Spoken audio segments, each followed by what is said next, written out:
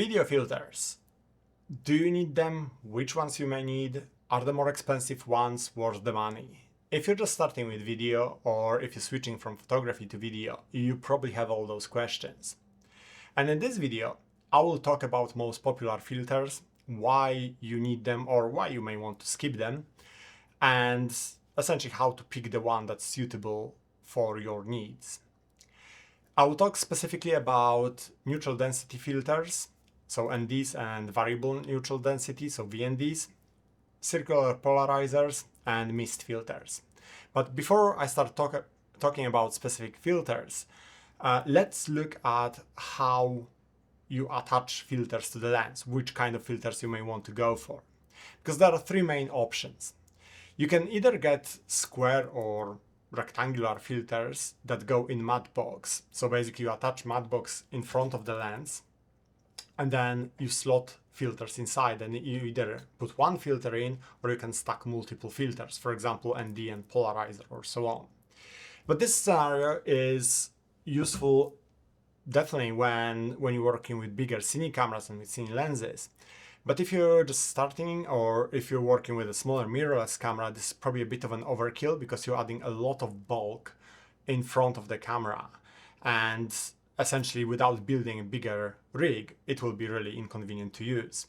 So most likely you will be using one of two types of filters. Either screw-on filters, like this Nisi True Color, which basically just screws on to the front of the lens, or something like those Polar Pro magnetic filters, and Nisi and other companies make them as well, where basically you put a metal ring on front of the lens using the usual filter threads, and then the filter just goes in front and either basically just being held in place by a magnet, or it also locks in place so it doesn't come off. You cannot accidentally knock it off. There are pros and cons to both of those solutions. If you go with just normal threaded filters, well, they are much smaller and lighter, but the main downside is that you need separate filter for every size of the lens you have. So in my case, I actually have a lot of 67mm lenses, as in the front element is 67mm, or the filter diameter is 67mm. So basically I can use this interchangeably on all of those, but very often, especially photography lenses, will have different front diameters, right? Even if you have a set of, let's say, 2.8 zoom lenses, 14-24, 24-70, 70-200, there's pretty good chance that each of those will have different diameter at the front. So you may need 2 or 3 of those, or you need one filter for the biggest lens and then step down rings to adapt it to different lenses. So it can be a little bit inconvenient or expensive if you buy multiple filters. On the other hand, magnetic system like this can be also a bit of a pain. I mean, this adapter, as you can see, is quite a bit bigger than the front of the lens. The lens has 67mm filter diameter. This adapter is actually 82mm. These particular filters, Polar Pros, they come in only in 82mm size. So it may not necessarily work for you. For me, I don't mind it because with the cage on the camera and everything, this kind of works. It doesn't look too much out of place, but initially I wasn't very keen on this solution. But now I quite like it and it works really well. I can easily change filters, I can stack multiple filters, and also I like the fact that they are lockable, so it won't come off easily. So yeah, basically that's the first thing you have to consider. Are you going to get multiple screw-on filters? Are you going to get a set of magnetic filters with adapters for different lenses? Or are you going to get matte box and square filters that go inside them? So that's the first choice. Second thing is, well, what kind of filters do you need? And the one that you will pretty much definitely need it is ND, so neutral density filter. Either ND, which has specific value, like for example this one is ND64, which actually cuts off 6 stops of light. The one I have mounted on the lens is ND8, and that cuts off 3 stops of light. You can also get variable NDs like the the Nisi I showed you earlier, and this one has 2 rotating elements, and you can probably see how it gets darker and lighter, and it goes from 1 to 5 stops. So all ND filters do is essentially they're like sunglasses for your camera. They just cut off certain amount of light, right? So if I put ND filter, 3-stop ND filter in front of the lens I'm currently using to film this video, you can see how much darker this will get. So why do you even need NDs rather than just simply adjusting settings on the camera? Well, with video, it works slightly differently than with photography, which you're probably already aware of, right? Like when you take photos, you can adjust aperture, shutter speed, or ISO to increase or reduce the amount of light that's being recorded. When it comes to video, it's not quite as simple because ISO can be often fixed at certain minimum value. For example, if you're shooting in log on Sony cameras, minimum ISO value is 800, and that's very often true for many other cameras that actually the base ISO value is quite high. It's often 800, sometimes even higher than that. So that straight away increases the amount of light that's being recorded, or sensor sensitivity to light. But then there's also shutter speed. When it comes to photography, unless you're going for a specific look in terms of blurring or freezing the movement, well, you can adjust shutter speed and basically to match lighting conditions and the aperture you want to use. When it comes to video, generally use 180-degree rule, so your shutter speed is fixed at twice the frame rate. So if I'm shooting now at 24 frames per second, my shutter speed is 1/48th of a second or 1/50th, because most cameras will not have 1/48th of a second setting. If I was shooting at 30 frames per second, that would be 1/60th of a second. And if I was shooting at 60 frames a second, that would be 120th of a second, right? So when it comes to shutter speed, essentially these values are quite low for bright conditions, right? If you're outside and you're trying to shoot at 1/50th of a second, even if you fully close your aperture, you probably still overexpose an image. And if you want to use shallower depth of field and you cannot close the aperture, well, that's when NDs come into play, right? So basically this 3-stop ND filter is pretty much constantly on my camera if I'm shooting outside. If I'm indoors, very often I don't need it. But if I'm outside, it's pretty much always either the 3-stop or 6-stop one, or I can stack them both if I need to cut off even more light. So that's NDs. You can get variable NDs, as I showed you earlier, which allow you to adjust the amount of light that's being cut off, but I made a separate video about variable NDs, and I'll put a link in the description and probably somewhere here in the corner. They come with trade-offs. There are usually some sort of, or always some sort of weird color shifts in the corners, and they can be a bit of a nightmare to use. To be perfectly honest, a lot of filters like those NDs as well, I'm not sure if it's visible, you can probably just about see it here. It has kind of like golden yellowish glow to it. Those filters, as they are cutting out light, very often they also have some sort of color shift. Not all of them do, but for example, those Polar Pro NDs, they shift colors slightly towards greenish yellow tones. The Nisi one, where is it?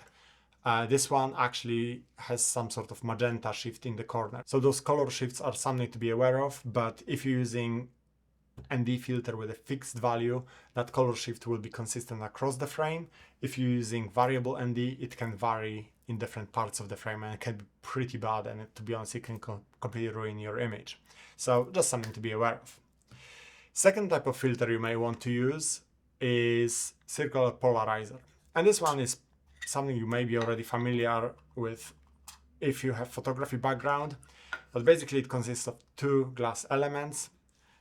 It rotates, and as you are rotating it, it will cut off certain reflections. And you can see here in examples how this works in practice, how reflections in the water are being reduced or completely removed. It's great for product photography. If you have to cut off some sort of reflections, it can be really good to cut off reflections in glasses, sometimes also to reduce shine on the skin. Whenever you're working with cars, any kind of glass, windows, and so on, basically you can control whether you see reflection or whether you can see through. But also what you can see here in those examples is that not only this affects reflections, but also it affects how certain colors are being reproduced. So you will often see with circular polarizer that you can enhance certain colors, or you can adjust it so the sky will have this deeper, richer blue tone. Or as you can see here, the color of water actually changes, not just the transparency of reflections in the water that change, but you can also see how it changes from green to blue. Basically, either the blue color of the sky is being reflected, or you can just see green tones of the water itself. So you can use it in many different ways, not just to cut off reflections, but also to change slightly how your shot looks like. Third type of filter you may come across is mist or pro mist or black mist. They have a few different names. Those filters were super popular. And if you watch a video that was created like, I don't know, 2-3 years ago, you will see that pretty much everyone is saying that, oh, they always have one of those filters on their lens.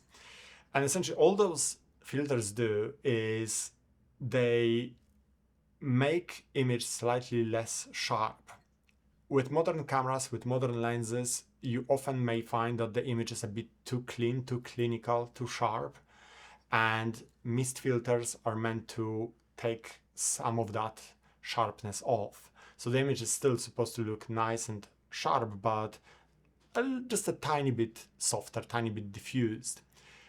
I suppose a little bit film-like, but it doesn't quite work like that. They're supposed to emulate character of older lenses or cine lenses, but they don't do it in a perfect way. The best way to show what happens when you put one of those lenses is, well, if I just put it on the lens right now. So that's the same shot with the lens, with this filter on. What it also does is it makes light sources appear sort of soft, and you can see now that when I'm shining my phone into the lens, it's pretty much pin sharp, right? If I put this filter on, it's getting much softer. It's kind of like blooming. Whether you like this effect or not, I mean, that's a matter of personal preference. It has its uses, but to be honest, I think for a while it was quite overused, and I see it now being used less and less. So this is one of those situations when, especially if you watch older video, you may be tempted to just straight away get one of those because it seems like pretty much everyone is using those.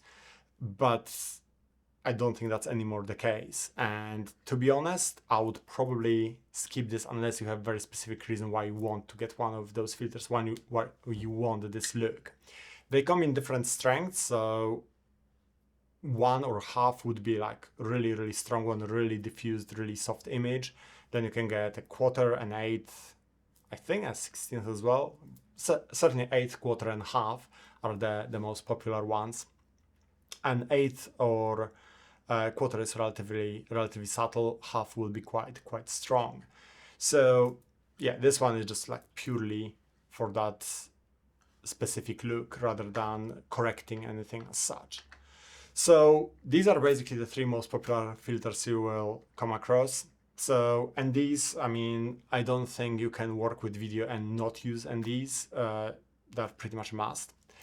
And like I said, my personal preference is using NDs with fixed value because they give me more consistent look than variable NDs, which have those weird shifts in the corners, color shifts.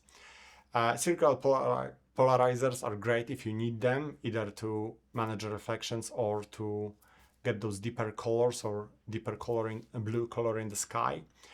And mist filters Personally, I pretty much do not use them at all right now. I have them. I occasionally use them if essentially lighting conditions are right for it, but most of the time I just simply skip them because, yeah, I don't think they add that. I'm not a huge fan of the look, essentially. So I think that's pretty much it. I hope this video is helpful. If you have any questions, please put them in the comments. If you have any suggestions or requests for future videos, also please let me know. I'll try to make them if possible. And otherwise, thank you for watching.